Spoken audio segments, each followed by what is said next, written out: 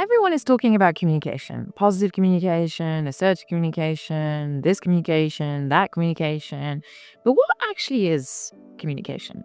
And that is exactly the question I'm going to answer in this video. In this video, I'll be breaking down what communication actually is and the 5 types of communication, but more importantly, how you can use them to be more confident, persuasive, and effective in any given situation. Hi there, and welcome back to my YouTube channel. I'm Natasha, and I'm a communication and public speaking coach.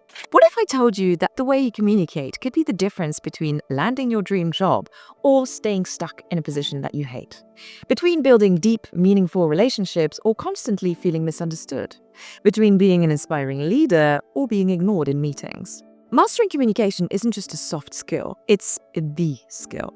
It's the difference between a mediocre life and a good life, meh relationships and good relationships. It determines how well you interact with people, how you negotiate, how persuasive you are, and how much impact you have in both your personal and your professional life. What's the biggest communications trouble you have?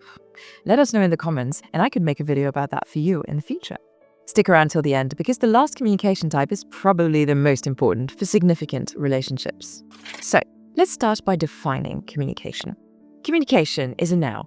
Communication is widely defined as the imparting or exchanging of information by speaking, writing, or using some other medium, the successful conveying and sharing of ideas and feelings, and a social contact. Communication exists in 5 types, each of one we are going to see in this video. To be a great communicator, the very first step you need to undertake is to understand the different ways in which we communicate. Each of these types has its strengths, its weaknesses, and their best use scenarios. The key is to know when to use them and how to use them effectively. Let's start with the most widely known type of communication, the power of words. Verbal communication is what most people think of when they hear communication. Verbal communication is the spoken word. It's the way we articulate thoughts through conversations, speeches, and discussions. This includes one-on-one conversations, group conversations, radio, phone calls, presentations, and public speaking. Verbal communication is mastered through 3 different factors. Tone, the musicality of your voice, the way it goes up and down when you speak, conveying emotions. Rhythm, the speed at which you speak, or the pauses you choose to take. And volume, the volume at which you choose to speak, either loud or very low for a more intimate feel. A great example of someone mastering the power of verbal communication is Dr. Martin Luther King, amongst many others, of course. His speeches weren't just about what he said, but how he said it, his tone, his vocabulary, his pacing, and emphasis that made him an incredibly compelling speaker. The key to mastering verbal communication is clarity, tone, and delivery. It's not just what you say, but how you say it. There are 2 ways to becoming better at it: structure and dexterity. First, structure your verbal communication so it is easy to understand for your listeners.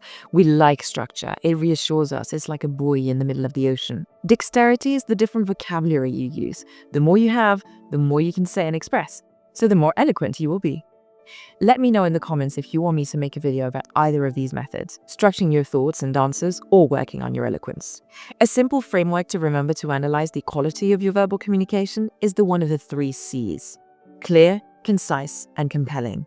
If you can make your message fit these 3 words, you'll be a much more effective speaker. Let's move on to our second type of communication, the non-verbal communication, what you say without words. Studies suggest that up to 50% of communication is non-verbal. More of a reason to know what it is and how to master it, right? We've just seen verbal communication, which is what you say. Non-verbal communication is all the things that have to do with your body when you communicate. Anything else than your voice. Our facial expressions, our body language, our eye contact, and even silence plays a massive role in how you're perceived. Simply put, nonverbal communication is what you do.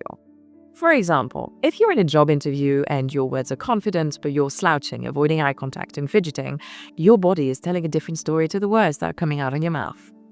And that will make your recruiter hesitate. Should I trust this person? Should I trust what they say or how they are? As I've mentioned before, nonverbal communication accounts for 50 to 70% of our overall communication in life, depending on the moments. And that is why it is crucial to master. We are visual animals. We trust what we see. People will trust what you do more than what you say, so be in control of it. That recruiter above, they will trust how you are acting more than what you're saying. They might not know why, but unconsciously, Body language speaks incredibly loud, so don't let it be of disservice to you. Control your body language. You can think of nonverbal communication like an iceberg. The words you speak are the tip of what people see, but below the surface, your body language and tone are carrying the real weight of your message. They are what makes the difference between a shy leader and a charismatic one. Nonverbal cues are especially crucial in leadership. Powerful leaders don't rush their movements. They control their pace, they pause, they hold eye contact, they have good posture. Look at someone you think is a great communicator in your immediate surrounding and watch how they move. Why not learn from them? See how they move and how they hold themselves. Do you see it? And then try to imitate it, just for a few seconds. How does that make you feel? If you want more advice on how to master your nonverbal communication, check out my video on body language. It's packed with powerful techniques to make your presence more compelling. And if you've made it this far in the video and it is useful to you, let me know by hitting that like button just below this video.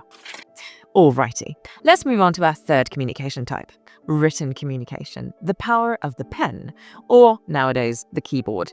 You've guessed it. Written communication includes any communication that goes through writing, from the little posters you leave yourself or your loved ones, to the texts, emails, reports, social media posts, books, billboards. In the business world, written communication is a game changer. The challenge with written communication is that it lacks tone and nonverbal cues. The two communication types we've just seen before.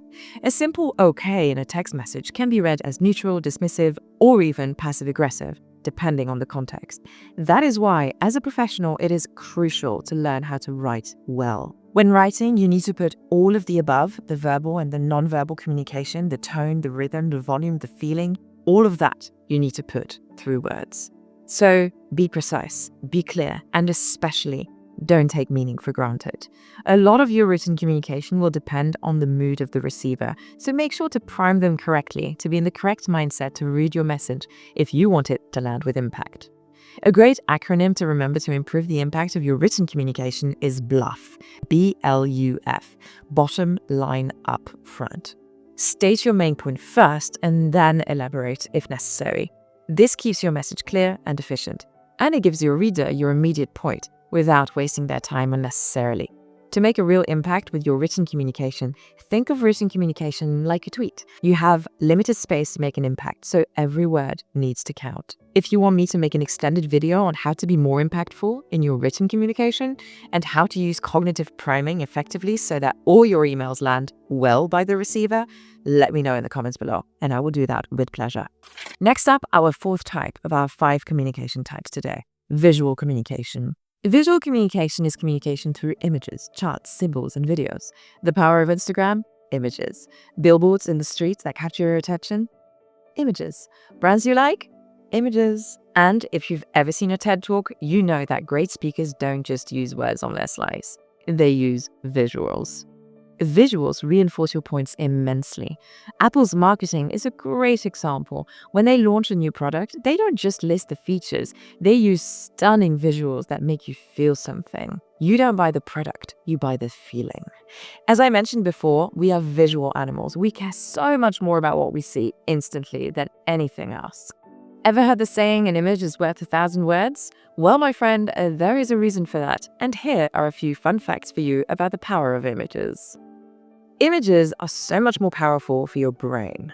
The brain processes visuals 60,000 times faster than text, meaning basically that our brain sees pictures like a rocket and reads words like a bicycle. So if you imagine a picture zooming by in 1 second, reading the same amount of information in words would take 16 hours. Images help memorization. People remember 80% of what they see, 20% of what they read, and 10% of what they hear. That is some of the reasons why people like to write things down to remember them. But adding an image to text can increase recall by 65% after 3 days, according to Medina, brain rules studies. The brain is naturally wired to retain images more efficiently than words, so use it. The brain encodes visual and verbal information separately. When both are used, memory and attention are enhanced. But images often win because they engage both visual and verbal channels, especially when used with text.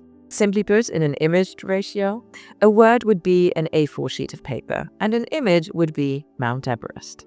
Big difference, right? And now you will remember it. If you want to use visual communication effectively, ask yourself these questions. Does this image or graph add value to my message, or is it just decoration? Am I adding or just repeating? To use the power of image fully, if you've made it this far, comment the emoji appearing on the screen in the comments below. Last but not least, here's our 5th communication type. Listening, the most underrated communication skill. But oh, it is so important. Most people listen to respond, not to understand.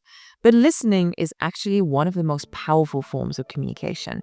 It is the one that will make you connect, truly, to people. If there was one thing you wanted to improve on first to become a better communicator, it would be this one. Listen. Active listening is more than just being silent when someone speaks or just trying to make your ears wiggle.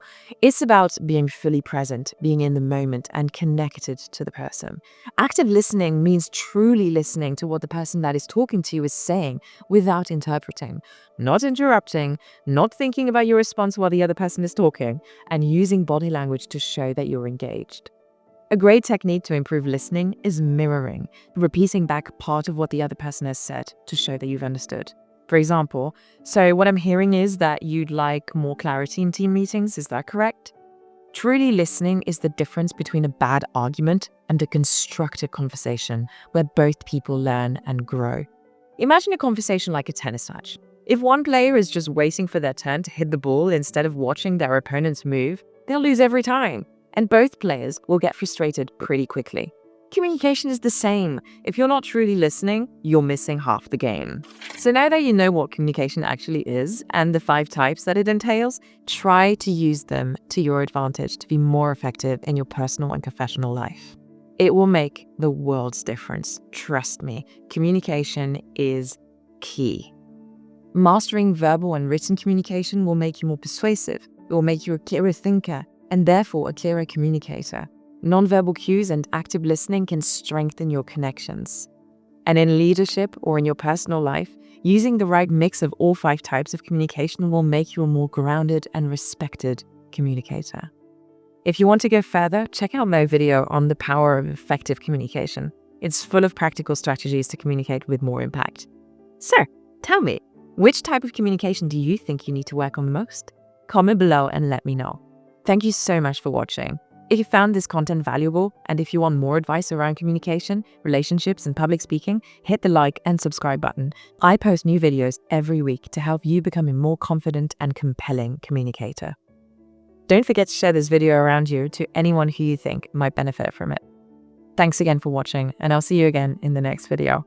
Take care, you beautiful people. Follow your passion and speak up. Ciao, ciao.